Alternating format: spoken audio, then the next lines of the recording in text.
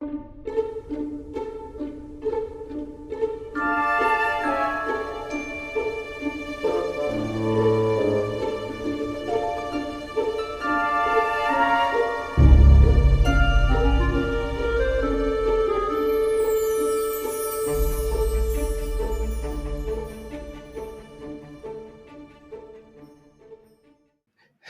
and welcome to the Monsters, Myths, and Mayhem podcast, a podcast about monsters, some of the myths behind them, and the mayhem they would cause in modern day society.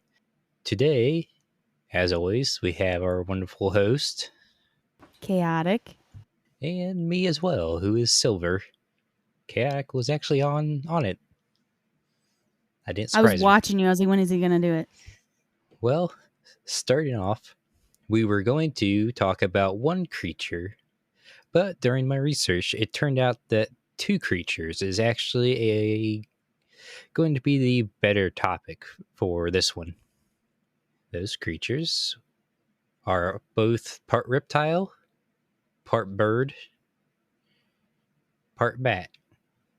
Sometimes it's just part reptile, part bird. Can you guess these creatures? No. Well, starting off, let us talk about the creatures are going to be the Cockatrice and the Basilisks. Basilisks? Basilisk. Basilisk. Basilisks. The Cockatrice and the Basilisks were pretty much back in the old times, back when they were first kind of starting out, the story-wise. Their names are interchangeable. It's kind of how they started out. But slowly throughout history, they started to gain more and more separate features. So to kind of describe what they look like separately now, they are a cockatrice is a rooster with a reptilian body and bat wings and two legs like a rooster. A lot of people also compare them to be dragons, whether it's always the cock's head, the body of the reptile, whether it's a dragon or a snake. Tail of a snake usually has feathers on the very end of them, and two legs like a rooster. They're both technically supposed to be very small, about 12 fingers in length, which I'm going to guess is probably about a foot. I don't know, because like an inch is like the top of your finger here. Like this is an inch. So if it's like 12 fingers, it'd probably be a little bit bigger, I'd say. It depends on the length of your fingers too. You're right.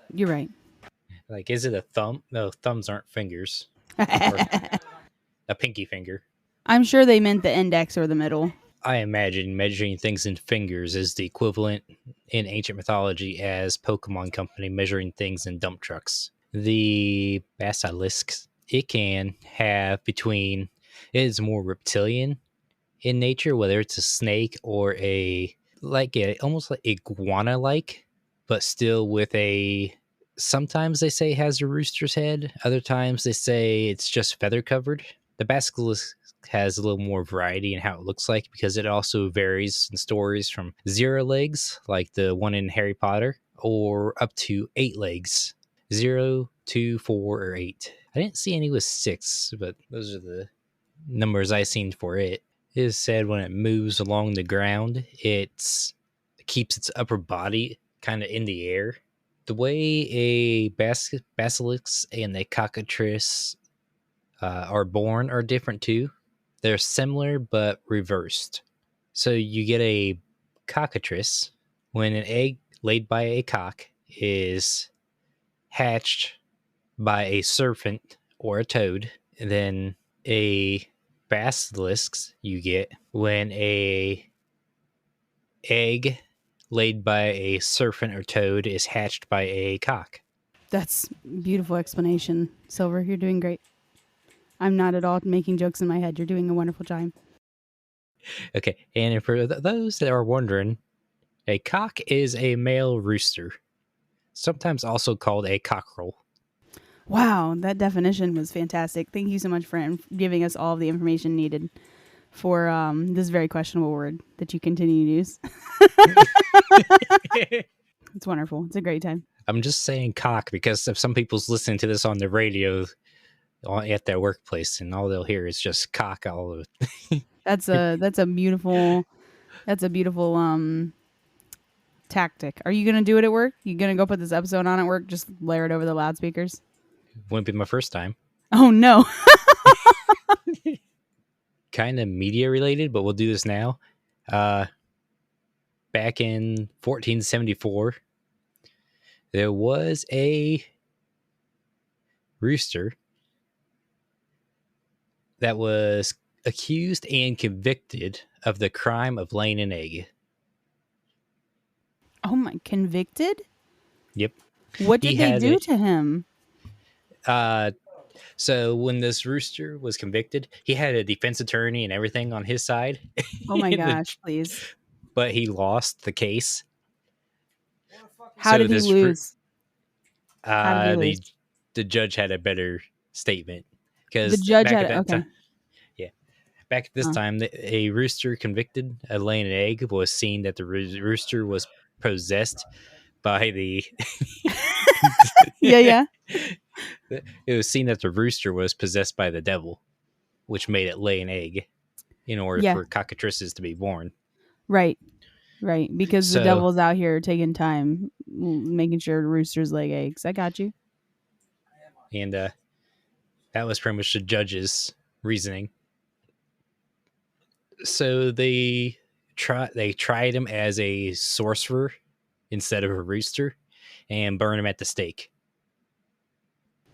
Oh my God. They burnt the rooster at the stake? Did they eat him afterwards? I didn't see that part. I bet they did. Somebody would have. I bet they did. I bet everybody was like, we can't let that go to waste. And they ate him. That's fucked up. I can't believe they burnt a rooster. Did they tie him up? Did they like hold his wings back and tie him up and like put him... From the pictures I seen, yeah, they did. They they had him tied up to a stake and they had him over like a pit fire. Like my! So they were literally just roasting that. They weren't like, no, okay. From the pictures, yes, that's what I can assume happened. And marvelously, the owner of the rooster did not get charged as well. Wow, is what it said. So it wasn't even the owner's problem; it was just the rooster that was the problem. Yep, they had a problem just with the rooster, not with the owner of it. Maybe the owner just made the courts mad, and I think maybe the owner was tired of hearing that rooster go off, and he was like, "Yo, this thing laid an egg. You should take care of that." I feel like he was like, "Community bonfire, easy peasy." The audacity! They really burnt a rooster at the stake. I'm sent. The word cockatrice was first mentioned in the Bible.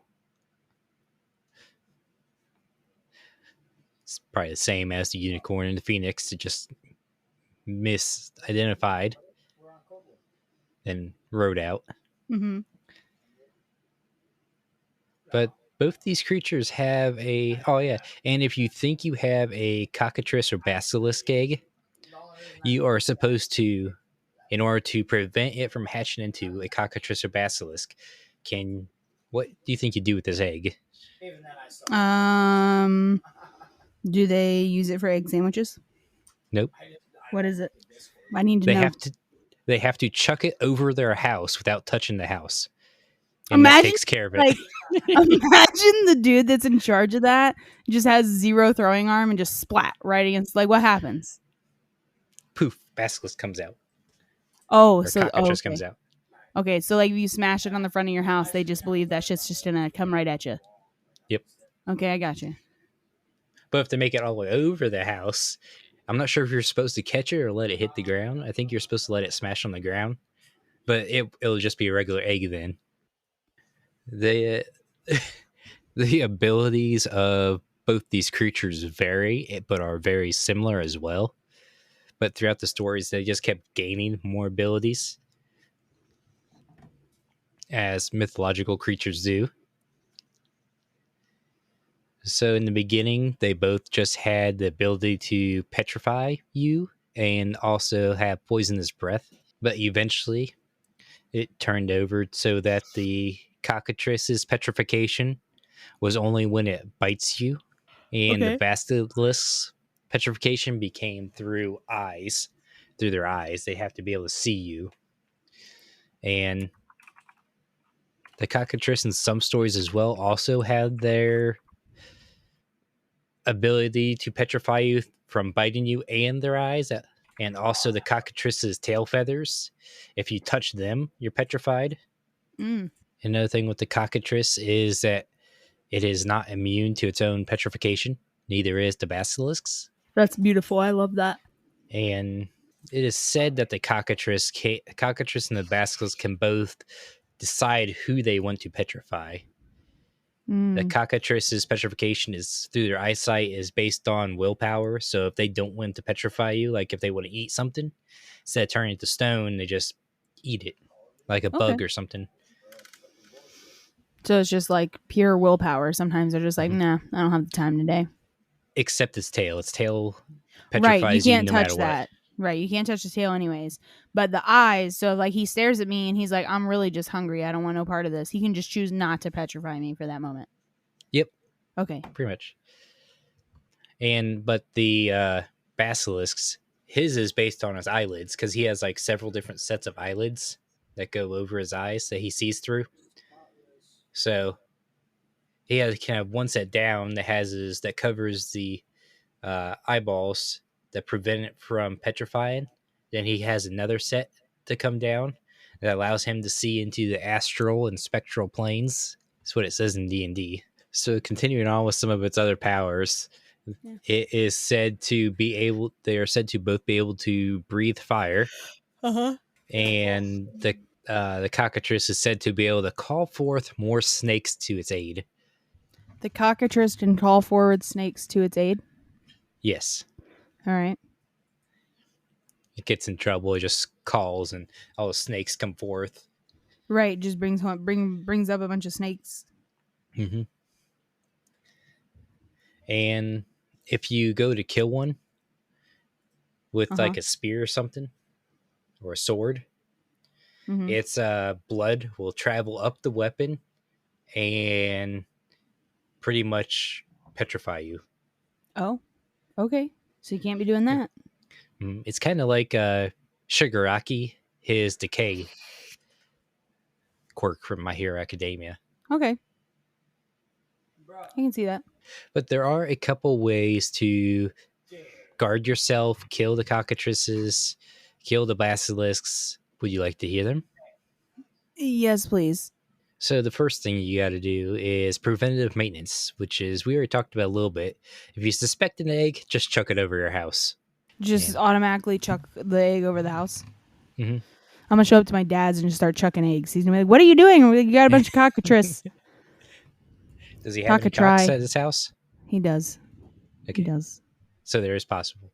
There is a possibility that he's got evil cocks. Yeah. You might as well just burn him at the stake. Just yep. Just put a burn him at the stake. Just solve the problem real fast. The second way to kind of prevent or guard yourselves from the cockatrices is weasels or ferrets. Ferrets. They are, yeah, because they're a weasel in general. They are immune to the cockatrice's ability to, I just forgot the word entirely, the stonification. The stonification. Yes. The petrification. Petrification. A weasel is immune to petrification. Weasels are So, immune to petrification. That explains a lot. yeah. So they're also immune to the cockatrice's poison it has, or venom. Who makes them so special? I'm not sure. The audacity. It's probably something to do with how snakes and weasels, or snakes and mongooses, were arch enemies for a long time. In addition to the weasel, another enemy of the cockatrice was the cock. If a basilisk heard a cock crow, it would shortly die. So travelers of the region that they thought was infested with basilisks would carry cocks with them in order to guard themselves against them. Oh. So just to, if you're worried about them, just make sure you have some normal roosters around and maybe a weasel or two. Okay. Weasels. Taking notes. Another thing you could do was wear a suit made of mirrors. Oh, yeah. Well, that's right. Because they can petrify themselves, right? Yes, some of them can. The ones in the older stories could. Right. Some of the newer versions of them said that they can't petrify themselves, and sometimes they live in dens of up to 12 of them at a time. The female cockatrices were more rare than the males. So the females would be the alpha of the group, and they would usually be escorted with a harem of 12 other male cockatrices. Oh, okay. And then once they'd grow up, the males would grow up. They'd leave with their nestmates until they all found another female. Oh. So that's why the male ones were the main ones they always encountered. Mm-hmm. That's all I kind of had for like kind of what they are and such. Mm-hmm. You have any questions? I do not. They're pretty standard cocks. Guess on to the media. Woo!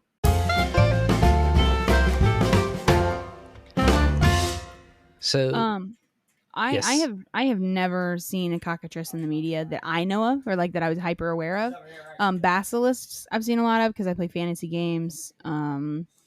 Obviously like the HP series has ones. There's a lot of like different fantasy books and video games and stuff that I've ingested that have basilisks in them, but I don't think I've ever actually read about a cockatrice. Well, there's some cockatrices in Final Fantasy games. I don't think I've ever noticed one. Yeah, the Final Fantasy game has enemies that are cockatrices. Hmm. They're usually lesser enemies, not usually as strong as the basilisks. Mm-hmm. Some modded Minecrafts have cockatrices. Of course they do. In Shakespeare wrote about him as well in his play Richard III and Romeo in his play Richard III and Romeo and Juliet. He mentions it. Oh yeah. Mm-hmm. Yeah. My Little Pony, Friendship is Magic, featured a cockatrice. The anime Little Witch Academia had him in it as well. And there is a SCP number 1013 is also a cockatrice. Okay. I don't really have a story, but would you like to move on to Mayhem? Sure, let's go. Full send.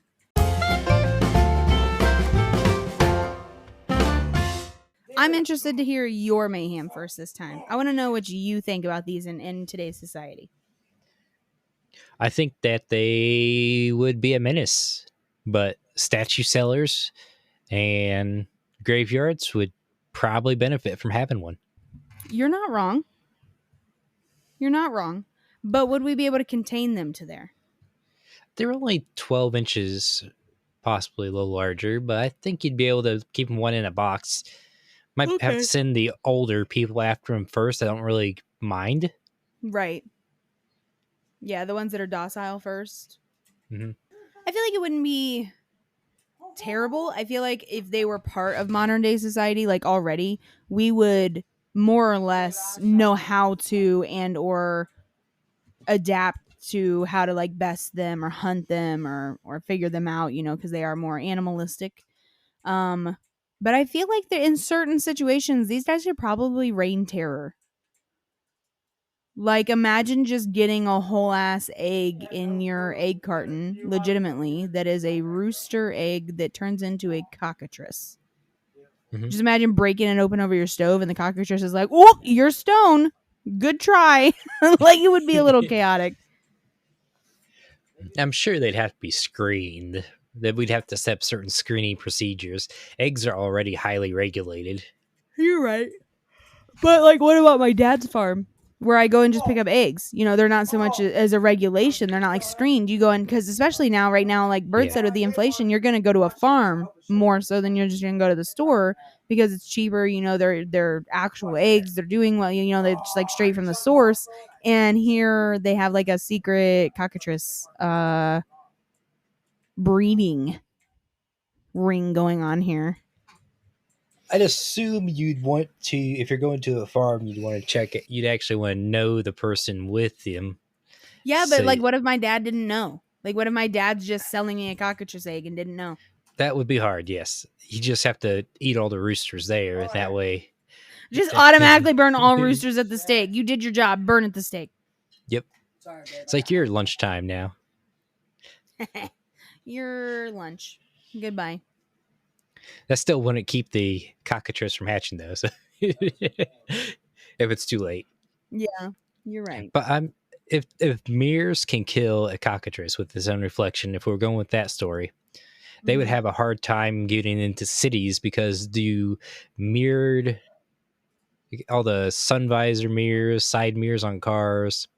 Some buildings have mirrored I was windows. gonna say the skyscrapers and stuff that are like the mirror windows, even just window reflections, I would assume would work.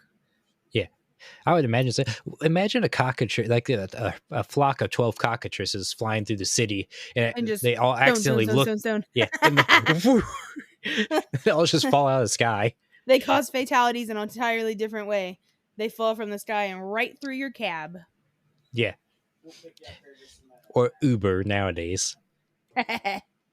Then, but I think people would still probably not try to wipe them out because they could be useful. Ethically, I'm not sure. Right. But I think it'd be a neat way for people to take care of their dead. I wonder if it works on. No, I think it only works if you have an active circulatory system. So if they're about to pass, you petrify them, then you can have like a mausoleum of statues. Imagine. That would be, it would just be a bunch of stone people or things. Like, especially if it wasn't like a norm for us and they just like appeared out of nowhere. Like, could you, like half the world, I mean, not, that may be exaggerated, but like a third of the world would be stone before we realized what was going on. So we would just, we would just be throwing people in the museums and be like, this is a cockatrice victim. You're welcome. That's true, because if they just randomly appeared like that, it would get a lot of people at once, like you said. Because how far spread are roosters and chickens around the world? Yeah, I mean they're everywhere. I mean they're in almost every country, every city, they're everywhere. Mm-hmm. They're in everywhere but Antarctica. Yeah, it's a little cold. Let's say I don't see a point of bringing one down there. Maybe a hen, but not a rooster. But if there was a basilisk, they'd be able to blend in Florida probably pretty well. I imagine they're probably all warm-blooded as well, or cold-blooded, because they got the reptilian part. So listeners, if you happen to come across a egg laid by a rooster, just chuck that thing over your house. Get good aim. Good aim. Or get somebody else to chuck it over your house in Bird's case. That would be the case where a small house would come in more handy than a large house. Yeah. It would be better to be like living in a little cabin instead of like a big ass like $1 million mansion. What if you live in a skyscraper, like rent an apartment in there? Maybe you just have to throw it like over your apartment complex. So like instead of throwing it over the entire building, maybe you just have to go to the side of the building and throw it up high enough and past your floor. You never know. Or just like full send that shit and just smash it on the floor and get ready to stomp whatever the fuck comes out. Like just, prepare yourself. Well, I'm out of mayhem ideas besides it causing it through its petrification and poison breath and venom. And ooh, they breathe fire too. So I imagine there'd be a lot of fire started. Yeah, it would have to be pretty lit. It would have to be pretty lit. It would. That's all I have for mayhem. Got anything else to add, Chaotic? No, I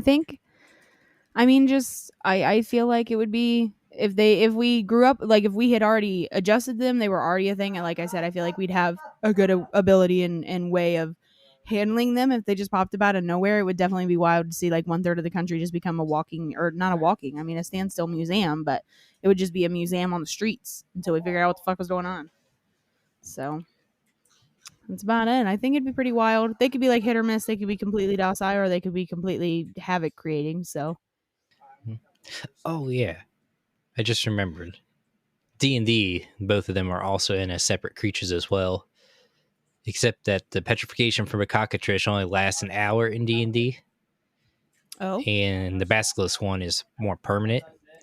But you can use gut juice from a baby basilisk to make a potion to turn you back unpetrified.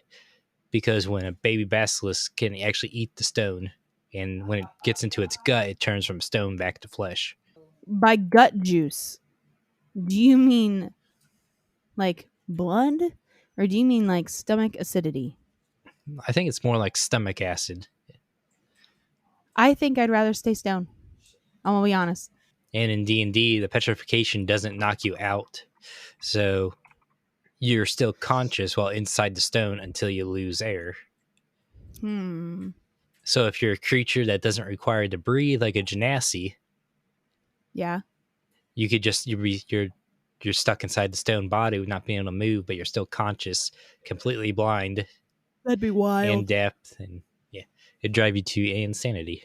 Yeah, that would be scary. Anyways, moving on to Anyways. So I guess we have our patrons to thank. Mm-hmm. You guys met them, most of them now. Last episode, we have Thor, Nuggies. Well, not Thor. Thor is Super Mage. Yeah. So, Super Mage, Nuggies, Mondi, Ruby. Did I say Nuggies? Yeah, We'll say she said Nuggies again. Nuggies. And now our newest patron is Loki, who is our guest for Baba Yaga. Thank you all for your support and joining in. Woo! Yeah. Any news, Chaotic? We have, by the time this releases, we have our big tournament, our big DBD tournament coming up on Sunday. So come and hang out, vibe, watch the things. Very excited. As always, you can find our links in the description below for Patreon, Discord, Chaotic Stream, our t-shirts on an Etsy store. Just checking the link below, description below. Woo! Chaotic with the outro. Oh my gosh. Okay, I'll write it this week. I swear. You remind me.